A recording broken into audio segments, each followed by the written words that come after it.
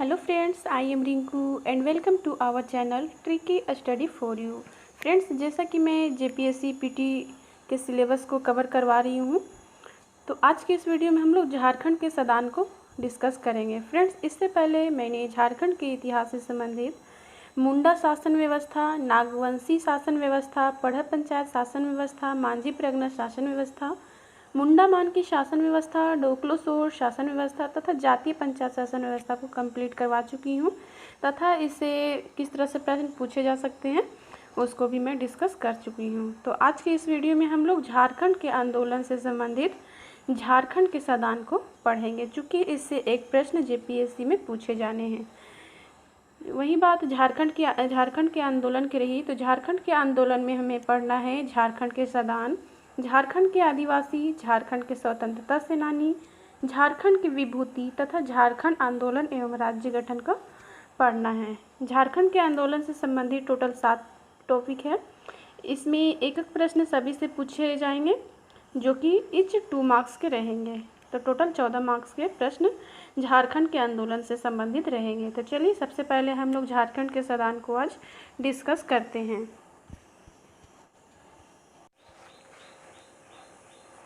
तो झारखंड के सदान का सबसे पहले हम लोग इंट्रोडक्शन देखते हैं, परिचय देखते हैं। झारखंड के गैर जनजातीय मूल निवासियों को ही सदान कहा जाता है। ठीक है, सदान किसे कहा जाता है? तो झारखंड के गैर जनजातीय तथा मूल निवासियों को ही सदान कहा जाता है। ये झारखंड के मूल निवासी हैं। साथ ही झारखंड के सभी गैर जनजाति को हम सदान नहीं बोल सकते हैं। ठीक है, इसमें कुछ ही जनजाति है जिसके बारे में देखेंगे हम। झारखंड की कुल जनसंख्या का लगभग 60% जनसंख्या सदानों का ही है। ठीक है, व्युत्पत्ति की दृष्टि से सदान शब्द नागपुरी भाषा का एक शब्द है। धार्मिक दृष्टि से हिंदुओं को सदान कहा जाता है। ठीक है, धार्मिक दृष्टि से हिंदुओं को सदान कहा जाता है। एंड प्रजाति दृष्टि से आर्य को सदान कहा जाता है। ठीक है, धार्मिक दृष्टि से हिंदू और वही प्रजाति दृष्टि से देखें तो आर्य। तब हम लोग थोड़ा समझ लेते हैं आदिवासी और सदान में क्या अंतर है। तो जो आदिवासी है वो कबीलाई है और घुमंतु है। ठीक है, ये घूम घूम कर रहते हैं, एक जगह स्थायी नहीं रहते हैं। एंड जो सदान है वो समुदायी है, यानी कि समूह के रूप में रहते हैं एंड ये अस्थायी रूप से किसी एक जगह निवास करते हैं। नेक्स्ट देखते हैं सदान का अर्थ। तो सदान का क्या अर्थ है? तो ऐसे लोग जो यहाँ बैठे हुए थे या बसे हुए थे। ठीक है, नेक्स्ट देखते हैं भाषा। तो सदानों की भाषा सादरी या सदानी है।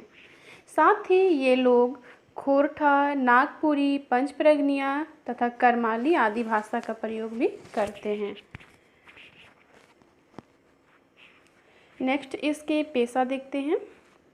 तो सदानों की पेशा कृषि है और इनका समाज पितृसत्तात्मक है। ठीक है, सदानों की जो प्रजाति है वो आर्य या द्रविड़ समूह में रखा गया है इनके प्रजातियों को। अब हम लोग देखते हैं जाति की दृष्टि से सदानों के प्रकार। तो जो झारखंड के साथ साथ देश के अन्य हिस्सों में भी हैं, जैसे कि ब्राह्मण, राजपूत, कुर्मी तथा सोनार। ठीक है, एंड जो कि केवल छोटा नागपुर के क्षेत्र में बसे हुए हैं। तो वो कौन कौन से हैं? तो बड़ाइक है, देशावली है तथा पाइक हैं। नेक्स्ट है कई सदान जातियाँ जिनके गोत्र से पता चलता है कि वह कहीं बाहर से आकर झारखंड में बसे हुए हैं, जैसे कि है अवधिया, कन्नौजिया, तिरहुतिया, गोड़ तथा दखी नाहा। नेक्स्ट हम लोग सदानों की संस्कृति के बारे में देखते हैं। तो सदानों की संस्कृति जो है वह सनातनी परिवार की तरह है। ठीक है, किसके तरह? तो सनातनी परिवार की तरह। अब हम लोग धर्म देखते हैं।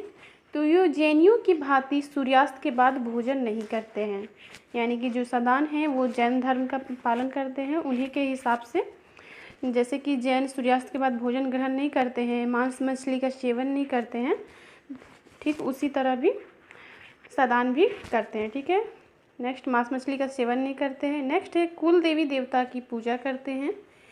कुछ सदान वैष्णव परंपरा से प्रभावित है, यानी कि कुछ जो सदान है वो जैनियों का के रीति रिवाज को पालन करते हैं तथा कुछ सदान जो है वो वैष्णव परंपरा से पालन करते हैं। नेक्स्ट सदान जो है वो डायन, भूत प्रेत तथा ओझा आदि में भी विश्वास करते हैं। सदानों की धार्मिक परंपरा पुरोहितवाद और कर्मकांड में व्याप्त है।